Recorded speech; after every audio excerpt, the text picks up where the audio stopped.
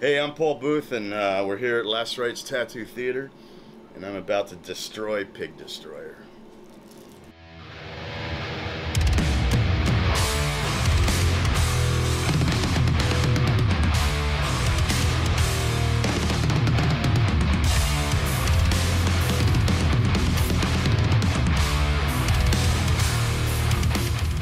I think the first time I got a tattoo was when I was in college, so I would have had to have been over 18, 19, 20, but it was by somebody who was just kind of a shitty, a hack in Lynchburg, Virginia, and I got, barbed wire tattooed around my wrist and something dumb on my upper arm here, just because I felt like I wanted to get a tattoo. I thought that they were cool. So I think that later on, after I went to graduate school and came back down and joined JR and the rest of the guys in Pig Destroyer, I got kind of serious about looking into magazines and looking at tattoo artists and stuff like that. And I found a guy named Guy Aitchison who was pretty awesome.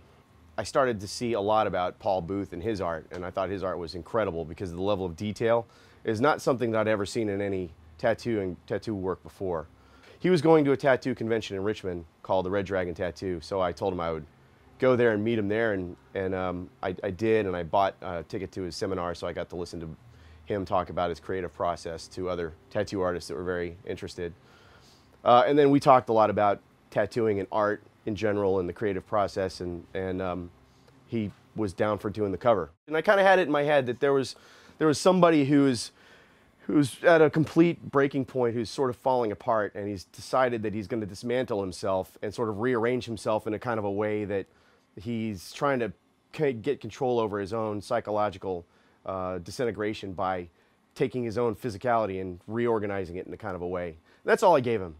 I was kind of thinking about the freak out that the main character has in Pink Floyd's The Wall, where he destroys his entire hotel room and rearranges the little cigarette butts. He's sort of taking control over the chaos that he's kind of caused. And he took it and made that fucking killer cover with it, which is amazing. And by the way, the Easter egg that never really comes out is that's Bobby Steele from the Misfits, which was a friend of Paul's at the time. So we have a 1 degree to Misfits with Pig Destroyer, which is awesome. He gave me some time in the chair at the end of all that, which is about 10 or 11 hours. He said, "Hey, I got a Friday open if you want to come down." I'm like, "Okay, I gotta scramble up some money," because by that time I'd spent it all on other tattoos. And so I cobbled together the money that I could and brought it, and I sat for Paul Booth for 10, 11 hours before I started to pass out.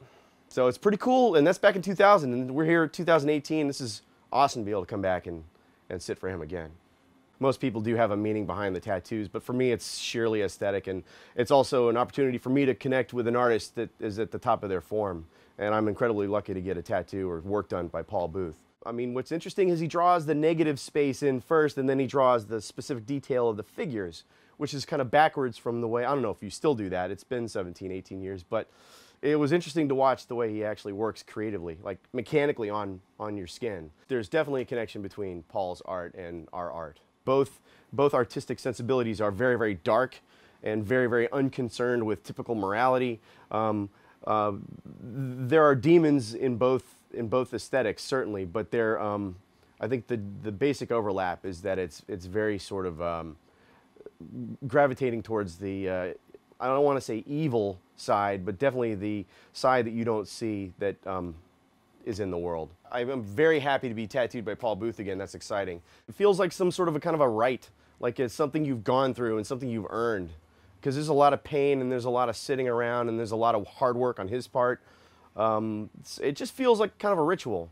And a ritual for what, I'm not exactly sure, but it's really cool to come out on the other end and have this permanent piece that's beautiful that nobody can ever take away from you unless you lose a leg, I guess. But you know what I mean.